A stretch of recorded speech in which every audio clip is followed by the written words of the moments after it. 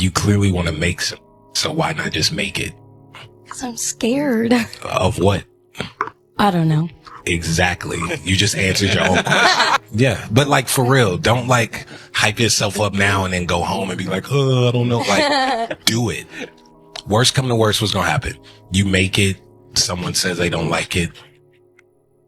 All right. Will you like it? Yeah. And that's all that matters. People put too much seriousness to, success and failure, especially on the basketball court. If you take a shot, you can only do two things: make it or miss. That's how simple it is. That's what you try to get to your kids, so they're not afraid of that simple act. When I took that shot, whatever shot it was, in my mind, first of all, I'm thinking I'm gonna make it. Secondly, if I don't, okay, we can come back tomorrow, work hard, make sure that when I get in that situation, I'm gonna make the shot. But you don't put the end of the world on that one particular event. And kids sometimes have a tendency to do that. So you as a parent, you have to simplify it as much as possible to show them that either way, I still love you if you miss that shot.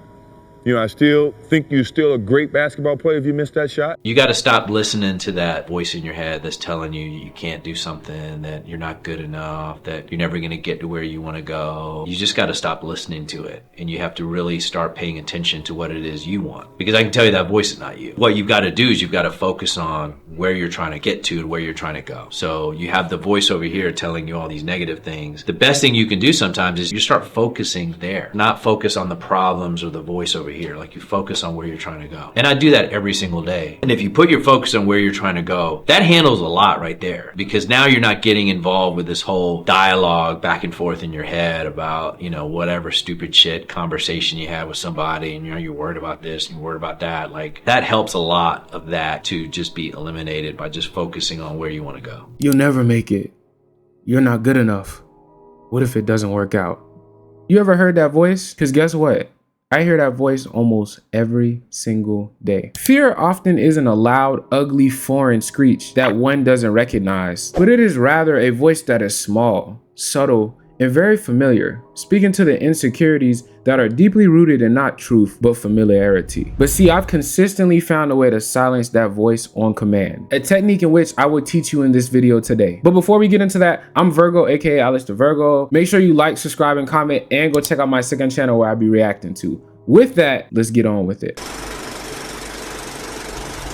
The way you silence the voice of fear, doubt, insecurities is described in a very simple term, which is called focus. Let me say that again, because often the most important lessons are often the most simplest. So it's easy to overlook what I just said. The way you silence the voice of fear, doubt, and insecurities is focus. What does the term focus mean? It just means directing your energy / attention to one specific task or thing at a given period of time. So for instance, right now you are focusing on this video, and if you're not and you're scrolling or something like that, or you know how you do the little thing on YouTube where like you can still see the video but you can like be scrolling through a bunch of other apps, if you're doing that, focus your scrambled egghead ass back. The reason you are often crippled by fear and anxiety is not because it is powerful or because it is even true. The reason those things feel true to you and they feel powerful is because you focus on them. Have you ever had like a bad day and then maybe your car breaks down, or maybe somebody cancels on you, and then you think to yourself in your head, this couldn't have happened at a worse time? Well, you just focused on the negativities of life. You're focusing on a glass being half empty and not half full, thus conditioning your brain to always see the negatives and not the positives. And then that leads you to attract more negativity, because you're only going to attract what you are and what you focus on. Versus on the opposite side of that, you ever noticed the day where you just felt really lucky, got more money in your account than you expected when you checked, relationship is amazing, and it just seems like things just keep falling into place? And I'm not saying that life will be good and circumstances will always make you feel confident, but ultimately what determines the things you will see is what you focus on. There can be a person who is extremely toxic and you see that in them, right? You know it, but there's somebody else, they don't focus on those things. They only focus on what's good about them. They only focus on what they can do for them,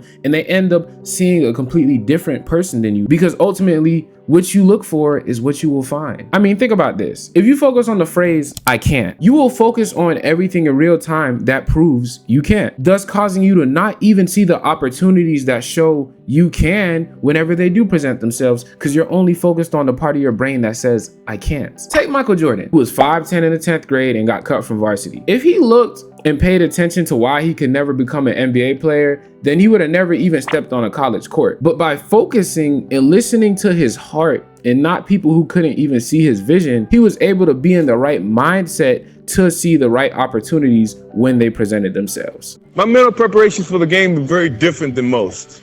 I try to relax myself. I'm a jokester, a prankster, if you want to say it that way. I listen to music, I joke around with the guys. I take my whole mind away from the game itself. And then when the time comes to focus on the game, I focus on my athletic skills and putting it together with the team and somehow collectively going out and doing our jobs each and every day. I challenge myself to be the best basketball player every moment that I'm playing the game of basketball. And sometimes that means tricking yourself in your mind to say that you can't do this or your weaknesses are here, but yet you still try to work on improving those weaknesses. A lot of people may say, well, Michael Jordan never had weaknesses. Michael Jordan had weaknesses. He just had to dig deep inside himself to figure out what they were and challenge himself to improve those weaknesses. So mentally, I like to challenge myself to go out and play a perfect basketball game. Although I know you can't do that. It's practically impossible to play a perfect game, but that doesn't mean you can't challenge yourself to do that.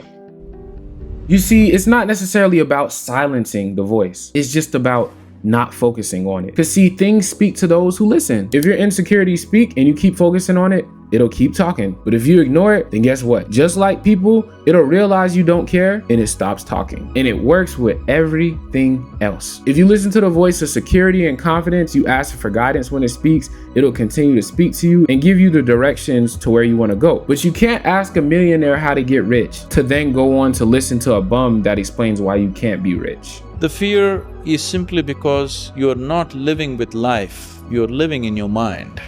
Your fear is always about what's going to happen next. That means your fear is always about that which does not exist. If your fear is about the non-existent, your fear is 100% imaginary. If you're suffering the non-existential, we call that insanity. So, people may be in just socially accepted levels of insanity, but if you're afraid or if you're suffering anything which does not exist, it amounts to insanity, isn't it? People are always suffering, either what happened yesterday or what may happen tomorrow. So your suffering is always about that which does not exist, simply because you're not rooted in reality. So focus, focus, focus. What you focus on is what you become. So look to what you want and focus only on that. With that, man, I'm Alex the Virgo. I appreciate y'all. Again, go check out my second channel where I'm reacting. You know what I'm saying? I'll be uploading reactions and stuff like that today. We're trying to get that to 1K by the end of this month. I appreciate y'all. Also, my birthday is on Sunday. Yes, September the 14th. I turned 20 years old. Make sure you slide in my DMs and tell me happy birthday. With that, though, I'm Virgo. I appreciate the love so much. I'll see you on the next one. Love.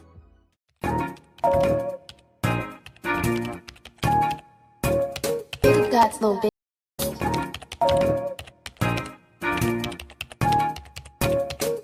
Right, drop the beat.